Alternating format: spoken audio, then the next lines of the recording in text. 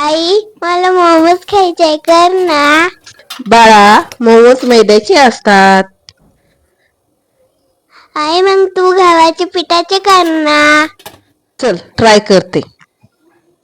चला, आज आपण मैद्याचा वापर न करता हेल्दी असे व्हेज मोमोज करणार आहोत. तर चला पाहूया.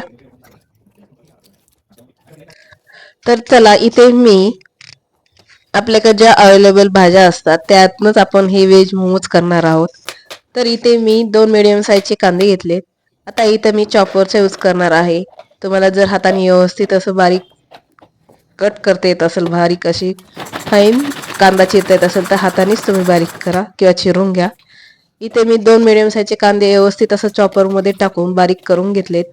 आणि एकदम असे फाईन आपल्याला बारीक करायची की ज्याने मोमोज जेव्हा आपण त्याला स्टीम करू तेव्हा ते जी भाजी किंवा जे आतमधले जे सारण आहे ते बाहेर येणार नाही.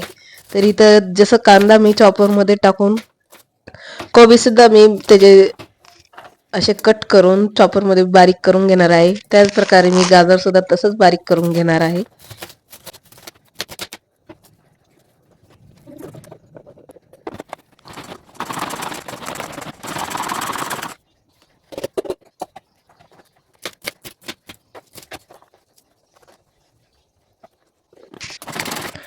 तर चला, इथे मी सर्व असं बारीक कट करून घेतलंय. एकदम फाईन असे बारीक कट केले.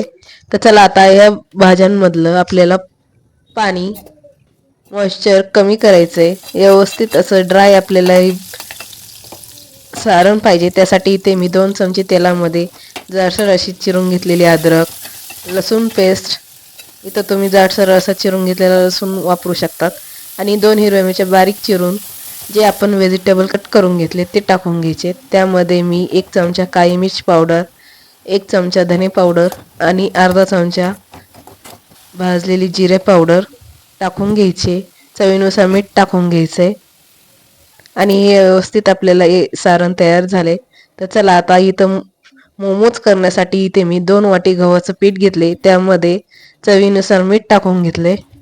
आपल्याला एक चमचा तेल टाकून घ्यायचे आणि थोडं पाणी टाकून ही आपल्याला घट्टसर असं हे पीठ मळून घ्यायचं आणि 5 मिनिटासाठी रेस्टसाठी ठेवायचं आहे. आपल्याला खूप पातळ किंवा पोळ्या करतो किंवा चपात्या बनवतो तसं आपल्याला पीठ बनवायचं नाहीये. तर घट्टसर असं हे मोमोजचं पीठ तयार करून घ्यायचंय. तर आता हे मोमोज मी इडली पात्रामध्ये स्टीम करून घेणार आहे. त्यासाठी इकडे इडली पात्रामध्ये मी पाणी टाकून एक 10 मिनिटासाठी आपल्याला हे पाणी उकळून द्यायचंय.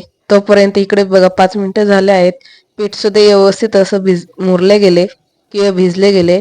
तर इथे आपल्याला आपण जेवढे साईजचे किंवा ज्या आकाराचे आपल्याला मोमोज करायचे त्या आकाराचे मी इथं गोळे तयार करून घेते.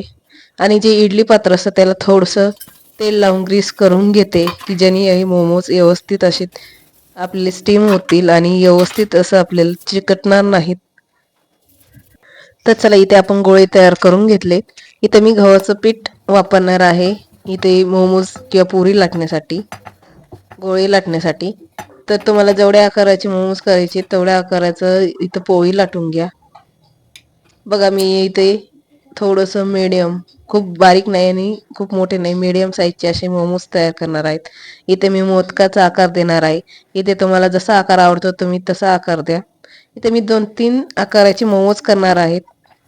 तर बघा तुम्ही व्हिडिओमध्ये.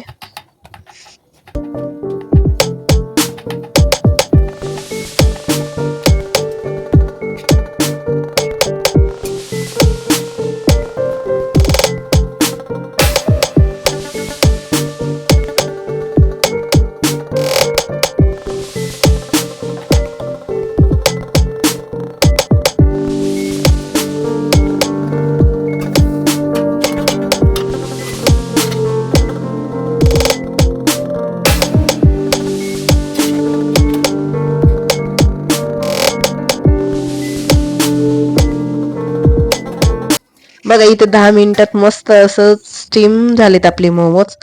तर बघा किती सुंदर दिसतात. चला, आपण टेस्ट करूया. मी माझ्या लहान मुलीला टेस्ट करण्यासाठी देते. कसे झालेत ते बघूया. कसे झालेत? छान झाले ताई, इतके भारी. चला, तिला तर खूप आवडलेत. तुम्ही सुद्धा तुमच्या मुलांसाठी किंवा तुमच्यासाठी मस्त असे घरच्या घरी हेल्दी व्हेज मोमोज तयार करा. चला, बाय. Thank you.